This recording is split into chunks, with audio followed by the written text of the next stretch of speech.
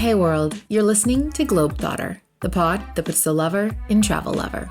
I'm your host, Cassie Martinez, and each week I trade tales with a slew of amazing adventurers who, like me, kiss and tell. Today on the pod, we've got traveling journalist and writer TC Newman stopping by to share her tips and tricks for making a foreign country feel a little bit more like home. A digital nomad currently residing in Paris, TC works as a reporter for Inside Edition Digital, where her stories are seen by millions around the world. An American in Paris working New York hours, a typical morning for TC starts with a casual stroll through a museum with a cup of French coffee, before transitioning to a workday that wraps around 10 p.m. Eastern. Not a bad day, huh? In an episode that is just bursting with wisdom for those down to give remote work life a try, tune in to hear how TC has crafted a life for herself where she gets the best of both worlds without compromise. And how you can too. You'll also want to stay tuned till the end for TC's cheeky travel story that includes a royal doppelganger you'll most definitely recognize. And lots of absinthe. So, buckle up and lift those tray tables, because Globethotter is taking off.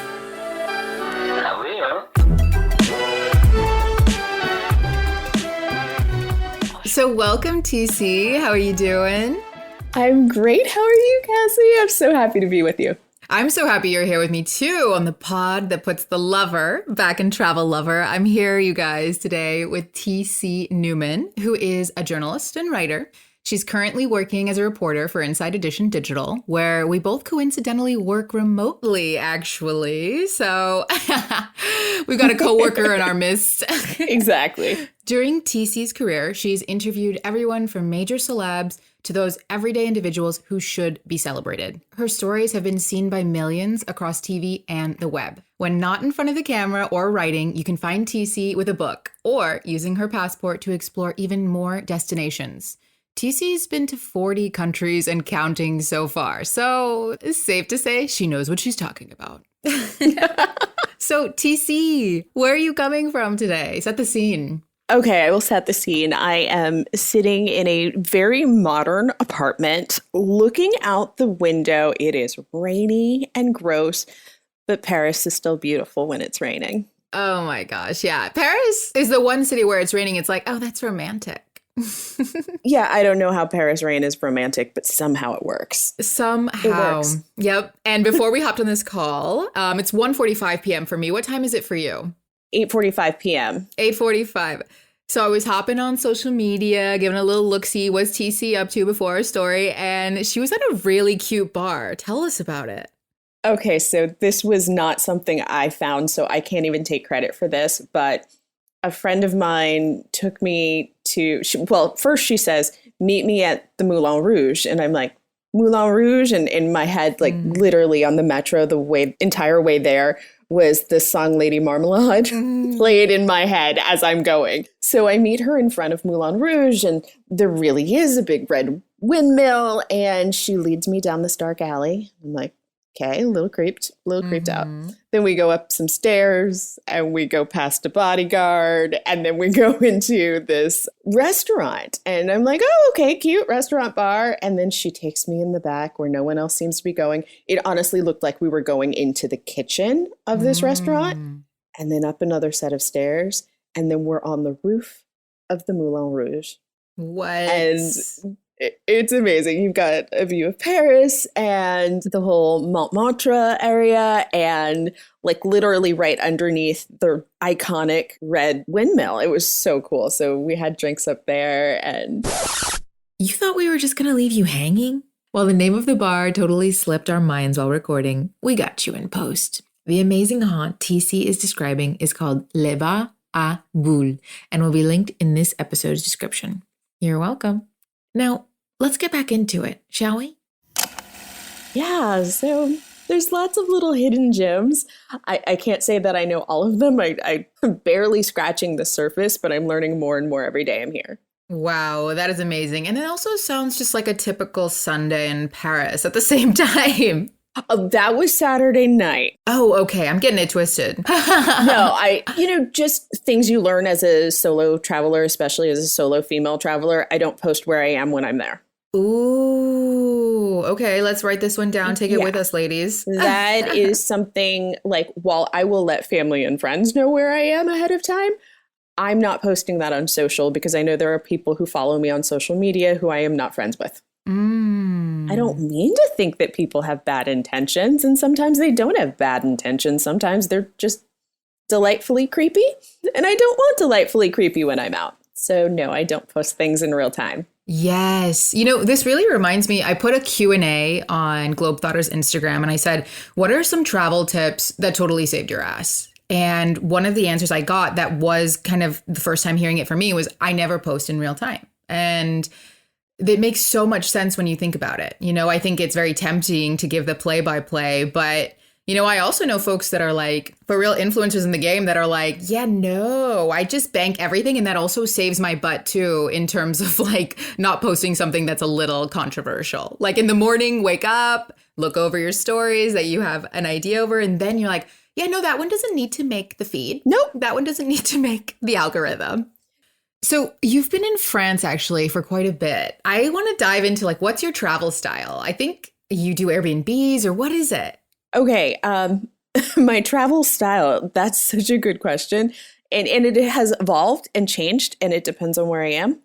I've certainly done the budget hostel travel style in the hostel with 8 other people in the room with you. I have so done that. Currently, because this is an extended trip, it is more of the Airbnb style than a hotel or a hostel. And also because I am working remotely, I have to be very careful about Wi-Fi speeds and working on a non-traditional schedule. So it's not like I can just sit in the lobby of a hotel and work when I'm working on New York time. So that is why the Airbnb or renting an apartment is probably the best way to go for an extended stay.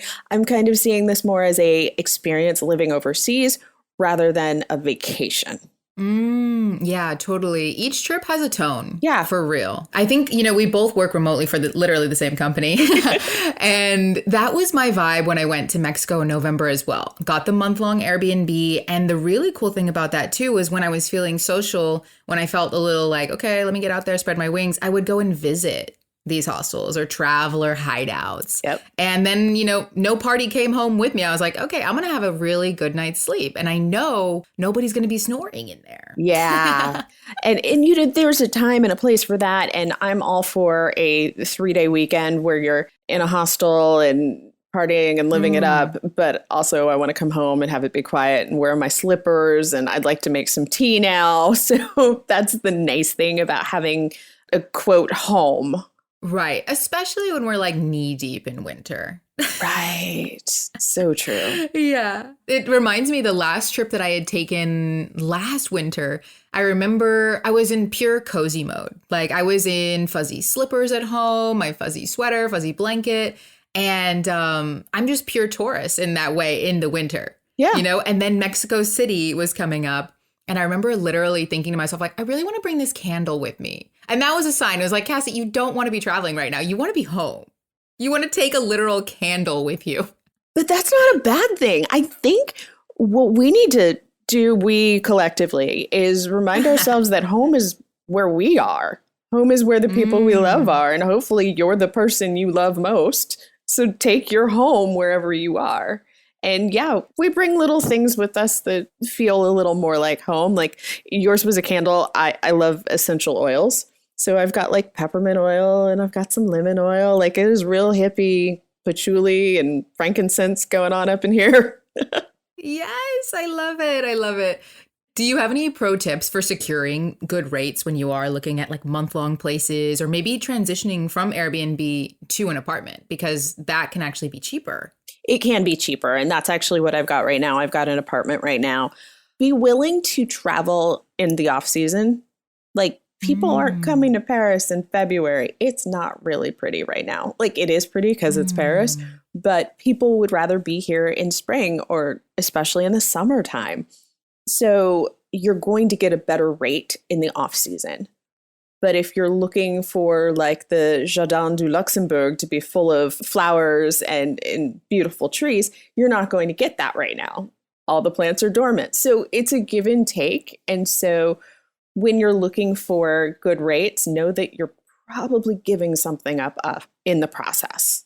If you're going to do a long-term stay, a month or longer, looking for an apartment board, like there's a listings project that I'm on the email list for, which is how I found the apartment that I'm staying in now for a month. Yeah. I do see a lot of like little Facebook groups pop up, and you can kind of cut out the middleman there.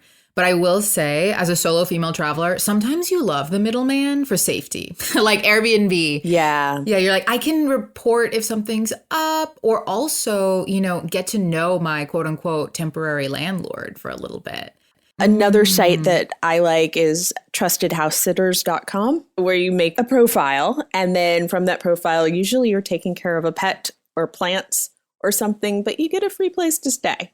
And you get to decide like how long you're going to be there. So that's another option for saving money, but also having the middleman in there for like a bit of safety. True.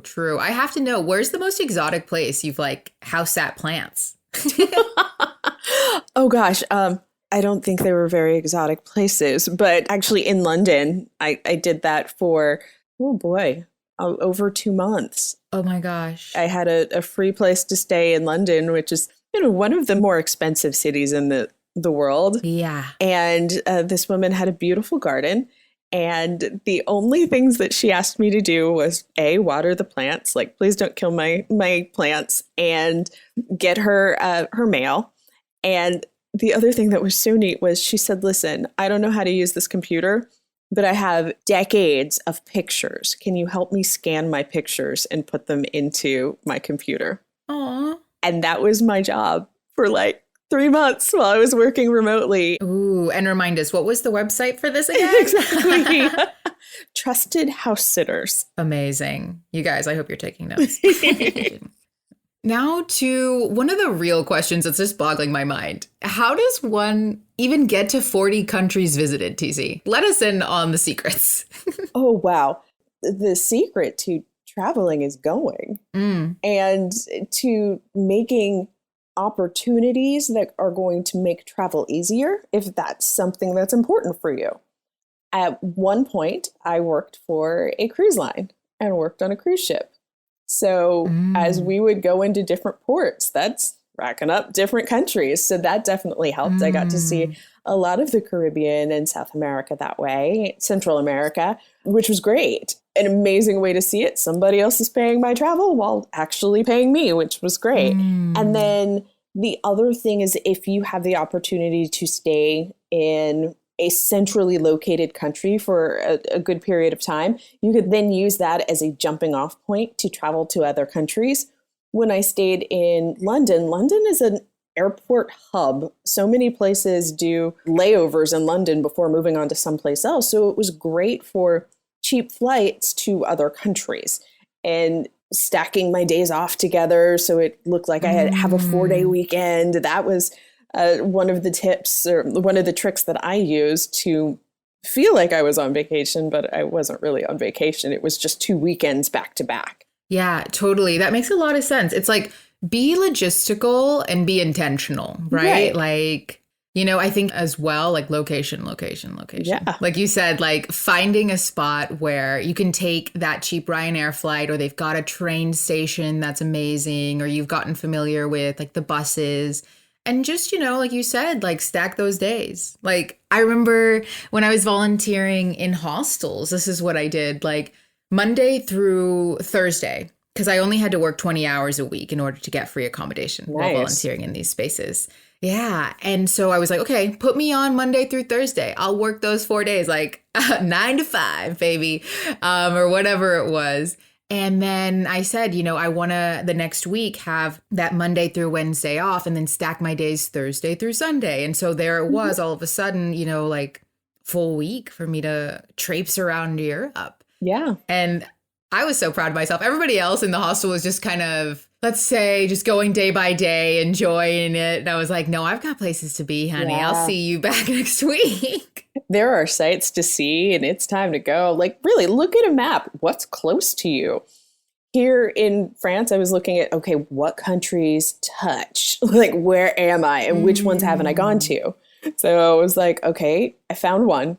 Like, I haven't been to Luxembourg. So I'm going to take the train and knock that off my list. So boom, another country, another place to have great adventures and experiences. And it was because I was here in Paris. It was proximity. So I think that's one way that people can get more stamps on their passport. Love it. Love that breakdown. So TC, jumping onto the work side, what are some of your favorite stories to tell as a reporter? I love telling personal human stories because I think we get sensationalized stories a lot. We get crime stories a lot. Sadly, it sells. That's what people look at. But I like telling stories where someone explains to me their life story or how their life has been changed because of the actions of someone else and some whatever historical content I can throw in there. Like that to me is like a good story. I love a story that'll make someone smile or someone cry. Like every time I make a guest cry on camera, like this sounds terrible, but it makes me feel like Barbara Walters. Like, oh, they cried. This is good. It's not the tears I'm after. It's the emotion. And that true human emotion is what gets other people to enjoy the story also, or to connect with the story. Oh, yeah. And yeah, regular, degular, everyday humans, to me, are a lot more interesting than some of the celebrities and athletes that we have on pedestals. Your next door neighbor probably has a more amazing human interest story than anyone you would see in Page Six or Entertainment Tonight. Love it. Love it. Has there ever been a time that you uncovered your next news story while traveling? Yes. In fact, that has happened quite recently since I've been here in Paris. There've been a couple of stories that I've ended up turning because I'm here. It wasn't planned or expected, but it worked out well. At the time we're taping this, it is February. February is Black History Month. And here in Paris, one of the most famous women here in history happens to be a Black American woman. And so I wanted to dig deeper. Let's find out more about her life. So I'm working on a Black History Month piece about Josephine Baker and actually got to see this beautiful tribute to her in the Pantheon. Things that might have gone over my head otherwise. It's like, oh, that's kind of nice. Yeah, there's a woman, she used to dance in bananas.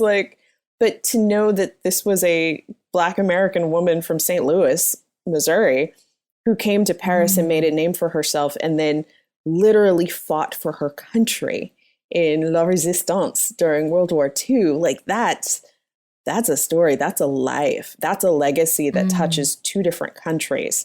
And while I had heard of her and knew some things about her, being here in the midst of an area that she lived in and streets she walked on and stages she performed on has shaped how this story has turned out. I love it. And I can't wait to see it. Are you kidding?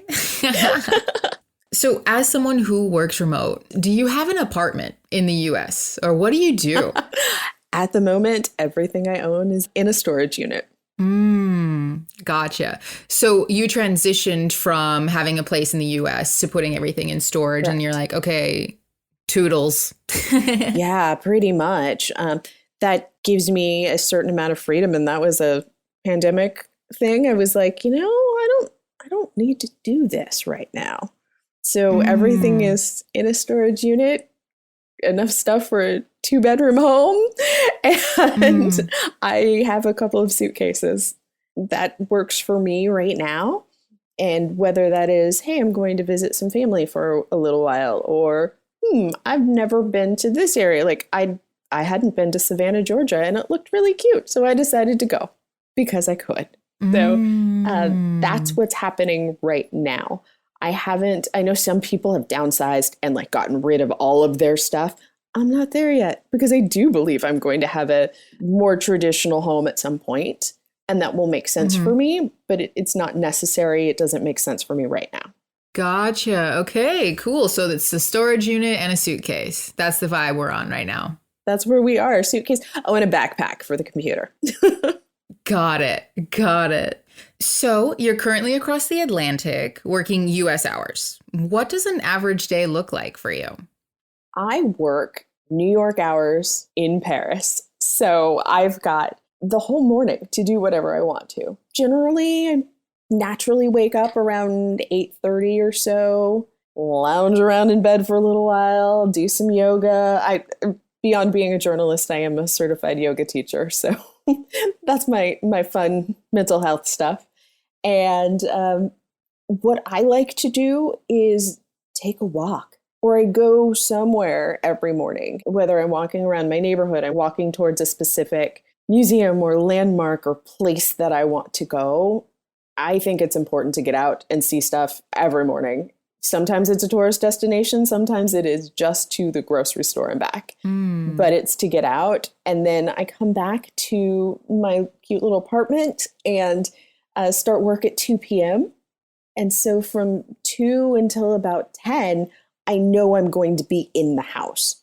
So why not spend the morning out doing other things? Right, right. I think we chatted once too that you will often kind of look for little excursions to do, like mini excursions in the AM or like a little tour you can jump onto. Absolutely. I am all about a walking tour.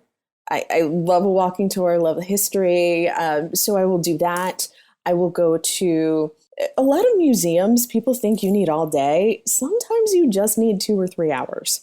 And if you can be up and out of the house by like 9 or 10 in the morning and don't have to be back until until 2, I will totally do that.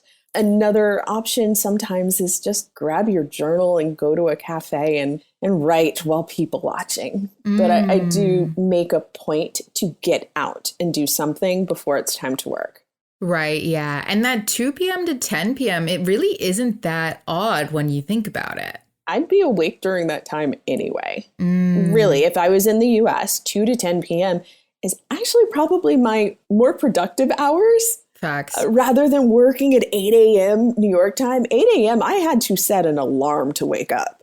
Like I am not naturally up at 6:30. Like that doesn't happen.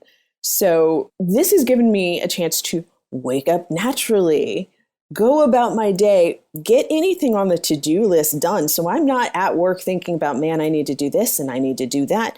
It's done. So I really think I give more of my attention to work while working on this later schedule. Totally. That takes me to my next question. You know, we both are full-time remote, and it's through just even kind of like the fact of having that job, you're like, yeah, I can go anywhere. But I personally feel a little nervous sometimes, like telling my boss, like, I'm about to hop the border and I'm not going to be working from my cute little bedroom anymore. I'm going to be, backpacking. But I promise I got this. Do you ever experience that, or how have you grown out of that? Unless you have a contract that specifies where you need to be working remotely from, they can't tell you where to live. As long as my productivity is the same, I don't feel bad about leaving. Right. I think I told my producer that I was leaving. I think I told him Friday that as of Monday, oh, by the way, I'll be working in France. And he was like, wait, what? Yeah, okay, I leave tomorrow. It wasn't, I didn't ask permission. I just did. And as a true remote worker, you can do that. I recognize that is just not true for everyone. And I see the privilege that I have, but that's how I worked it. I think I said it more as a courtesy, but not asking for permission. Right. Totally. And it's like working with what shows up, like for me, it's working through like, okay, well, technically on paper, like you said, I go through and I see that I don't have to be anywhere or any certain place. And if my productivity remains the same, that's just a pure fact. Okay, now let's move on to the emotional side. Well, I'm worried about, they might this, or my abandonment issues coming up, or this, that. Like, that's all there for you, honey, to work through, pen and paper it out and be like, why is this coming up? Right. I also think as a remote worker, though, the responsibility is on you to make sure that this place has Wi-Fi that's strong enough to handle your computer and whatever other connectivity issues you might have. So to say, oh, well, oops, I went away and it was bad Wi-Fi. No. You've committed to work a job. You've got to make that happen, whether that is using your phone as a hotspot or buying a hotspot once you get there, but that's important. But at the same time, like, they can't tell you what bed to sleep in at night. Oh, yeah. Totally, totally. Like an example that's coming to mind, I remember this was back in my, freelance consulting days, like a couple years back. I was in Budapest. And at this point, like the client that I was working with would only call maybe like once a month. Right. And I remember for some reason, like I was in my earlier 20s, but I remember just for some reason feeling like I had to hide where I was. Like he would ring and he'd be like, oh, the phone rings different. Where are you? And I was like, and then I just made up some weird lie. It was a gut check lie. It was like, I'm in Mexico visiting family. Like, I have no idea why.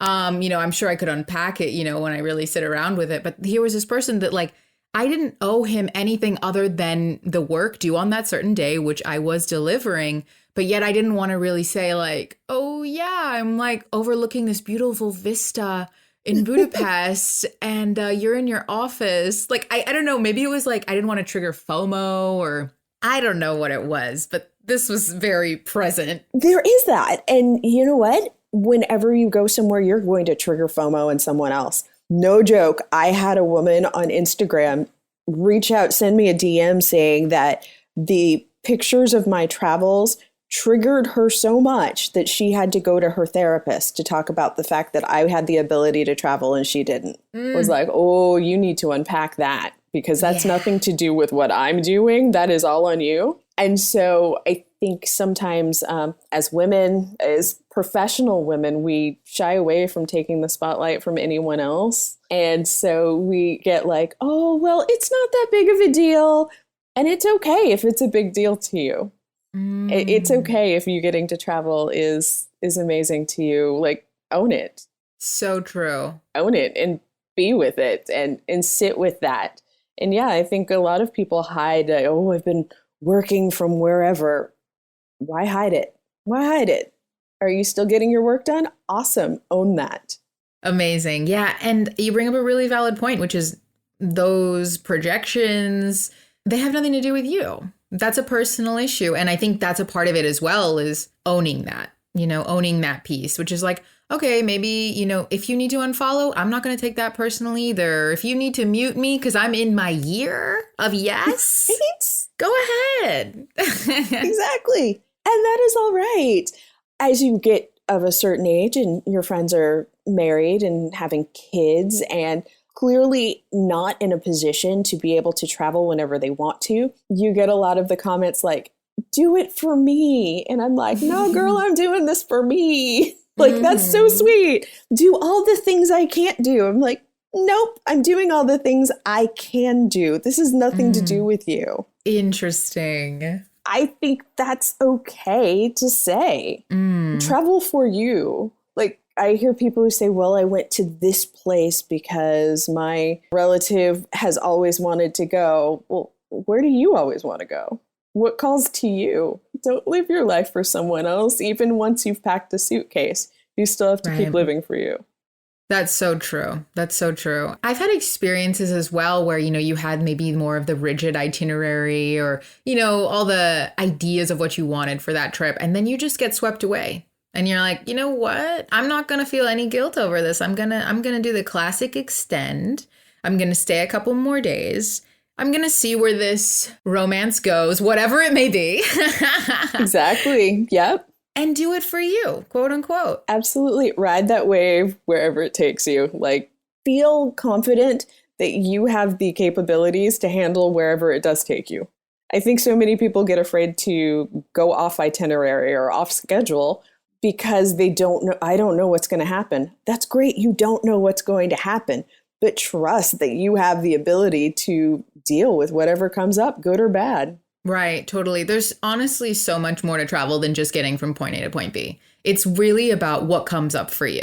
And you touched, the nail on the head with that one of like the trusting as well. There's really nothing quite like a solo trip to create trust within yourself, your ability, even the angels around you, the strangers that come through and help out, and the goodness of others. It's quite the exercise. It really is. It's a faith walk. It's a trust walk. It's a faith walk with whoever or whatever your divine being might be. It is also a trust of yourself. I can do this. I can sit at this restaurant by myself and not be afraid of the people around me, or worried about people looking at me funny, or I can sit here without a book in my face. Just the ability to be with yourself. That's something that most of us never do or get. So if you have that beautiful privilege of being able to travel solo, take it. Learn to love your own company. Oh, yeah. You're worthy. Whoever you are, I can tell you, whoever's listening, you are worthy of loving your own company. And that's not something we are taught. We're taught group mentality. Usually that you go from a family to college dorm, lots of people, and then you have roommates, and then you may have a partner who you're living with, and you and that partner end up having children. You are not alone. A lot of people are never alone. So enjoy that time of being with yourself. Oof, totally, totally. I would add as well, give yourself grace in these growing pain moments, I like to do long-term travel. And honestly, the first few weeks, if I haven't been doing it for a while, they're rough. They're always rough because of what they bring to the surface.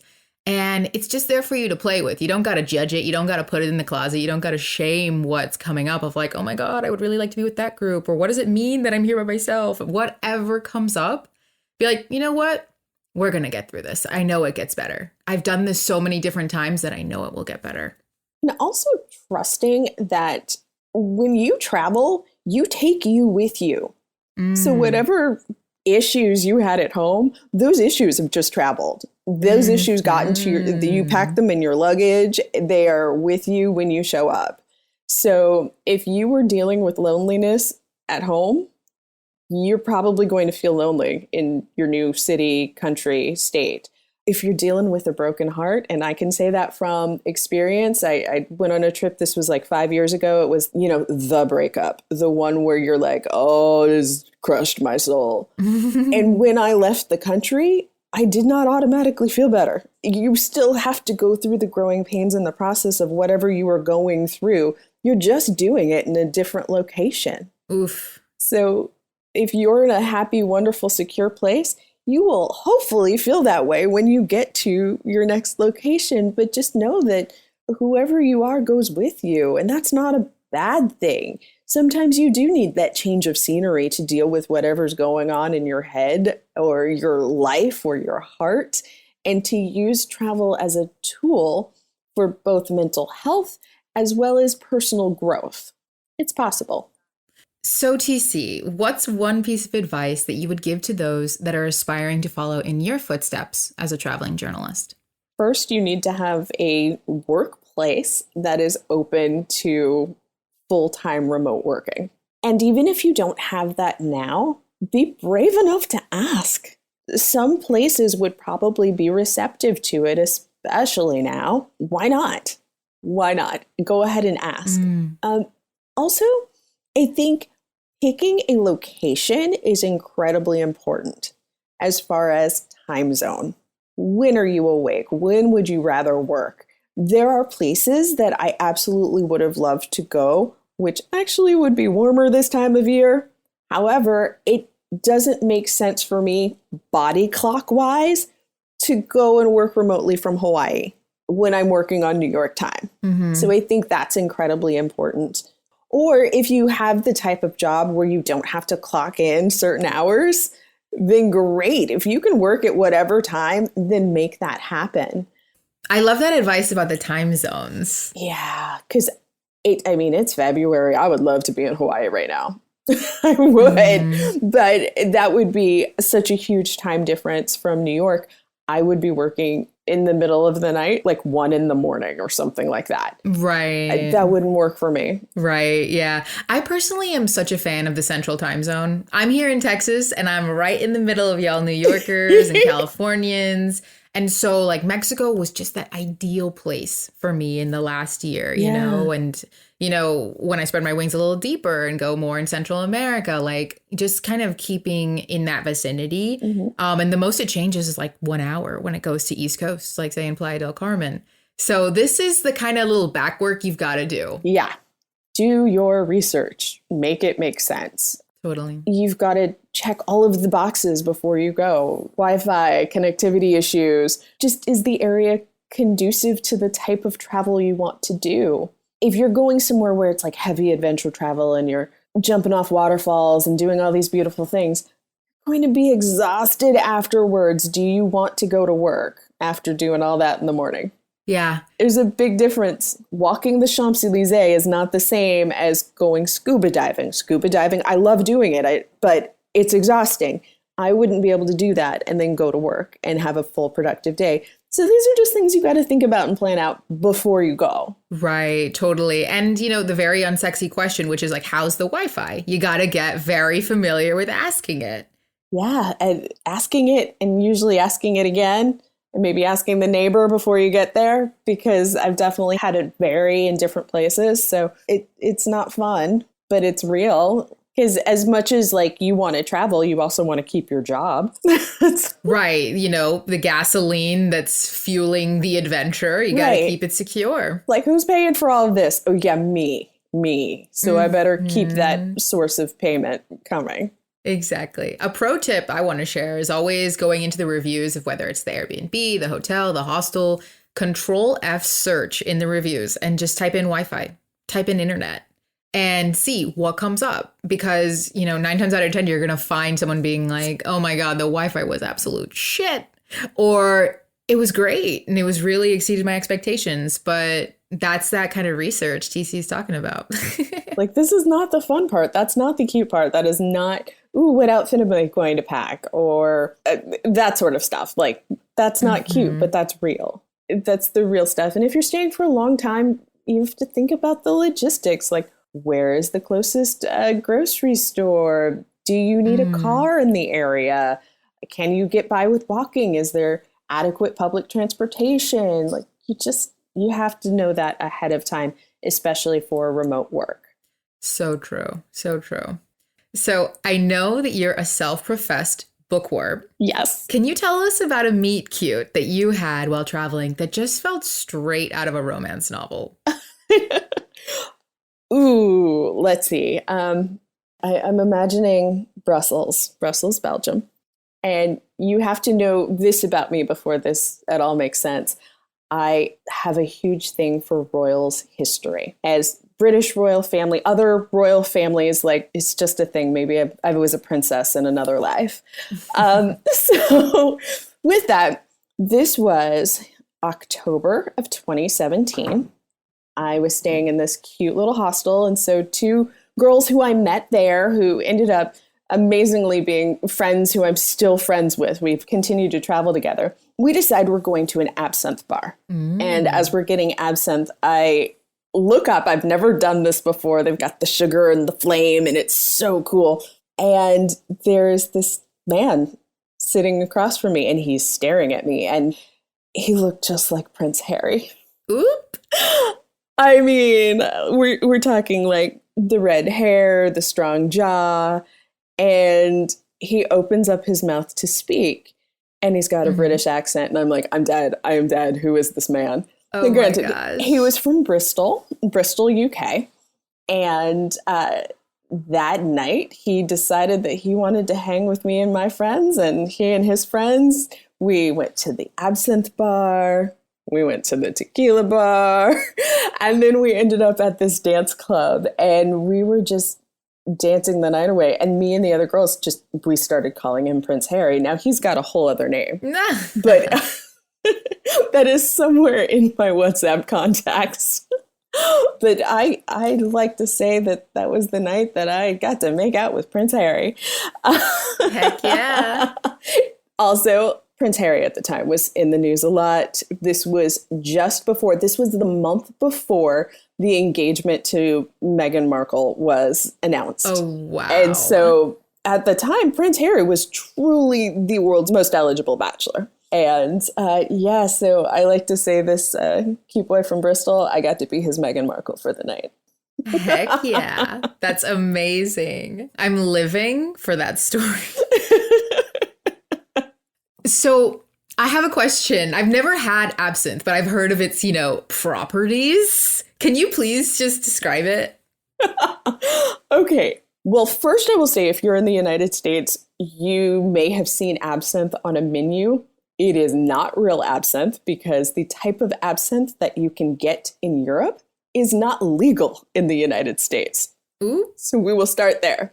Because there are some craft cocktails you'll see at bars and they'll be like, we've got absinthe. No, you don't. You have something that is absinthe flavored. So there is so much alcohol in the absinthe that the one in Europe, that to make it taste better, as well as I think stave off some of the properties, they put like a cube of sugar on top and then set it on fire and then drop the burning sugar into the absinthe. Oh my gosh. And it's green and blue flames, and you're supposed to just drink it.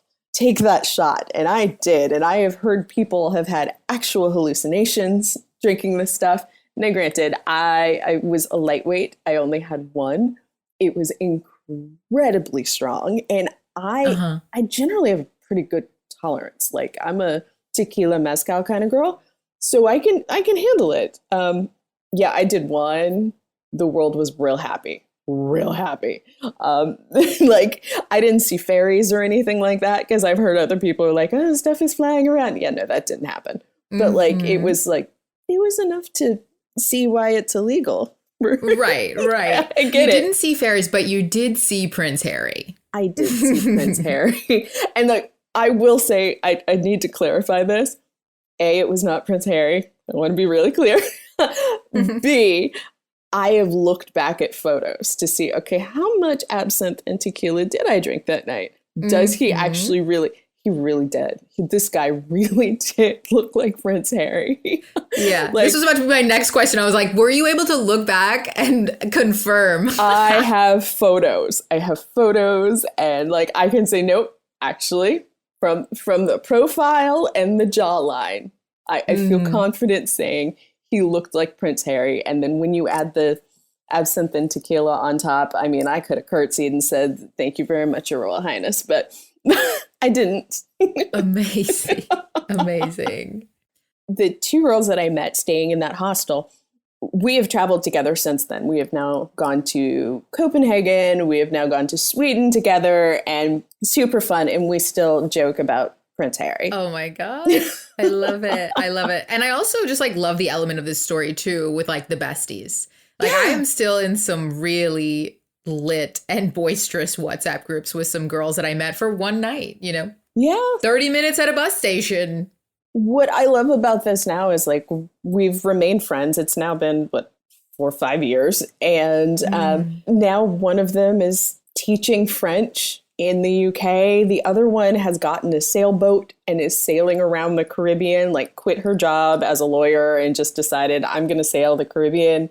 And we still follow each other. We still keep in touch. The last time I was in London, I went to see my girlfriend who's there. And the pandemic kept putting back our trip. We had a trip planned to Romania, and it kept getting pushed back. But the beautiful thing about it is these are two girls who I slept next to in a hostel. And I know that trip will happen at some point. Exactly. I think the moral of the story is Prince Harry may come and go, but the besties, they're forever. And just to make it very clear, because my mama's going to listen to this, Prince Harry went back to his hostel. I went back to my hostel. We kind of made out on the dance floor, but that was it. I promise. Thanks, Mom. Cheers, Mom. So, TC, how can people keep up with you? Oh, gosh, I am totally on Instagram. And so if you want to follow along on my French adventure, it is at TC Newman TV. And that's basically my handle across all of social, but Instagram, Twitter, Facebook, Instagram probably gets the most love. But yeah, like, you want to come to France for a while or wherever else I end up after this, that's the best way to follow. Nice. And I can say from following TC, she's like sharing vocab on there, cute little bars. You guys You always get a want to TC's follow. history lesson. Like if I see anything cool, because I am a total history nerd. So I'll do my best. I'll try and give us some words to learn if you're going to come visit. And of course, the prettiest stuff. Love it. Well, thank you so much, TC, for coming on and sharing your travel tales with us. Thank you so much. This was so much fun. It's fun to reminisce and think about the old stuff and all the new ones to come. Oh, yeah. Enchanté. To keep up with TC and her travels and learn a French word or two, follow her on Instagram and Twitter at TC Newman TV. Want to link up with like-minded Globethotties all over the world? Find your squad by joining Globethotters Facebook group. Our Facebook group is a private space to ask all your travel cues, swap stories, and meet up with other adventurers on your wavelength. The Facebook group is also the first to hear about any trips I've got coming up and how you can join me. So, to join the squad, all you gotta do is search Globetrotter Travel Gang on Facebook. The link to join is also in this episode's description. Let's wrap things up with a juicy voicemail straight off the Globetrotter hotline. A love story that sparked in Portugal, today's anonymous voicemail details the fairy tale romance between an Italian and a Canadian that just couldn't get enough of each other. I'm gonna need a part 2, by the way.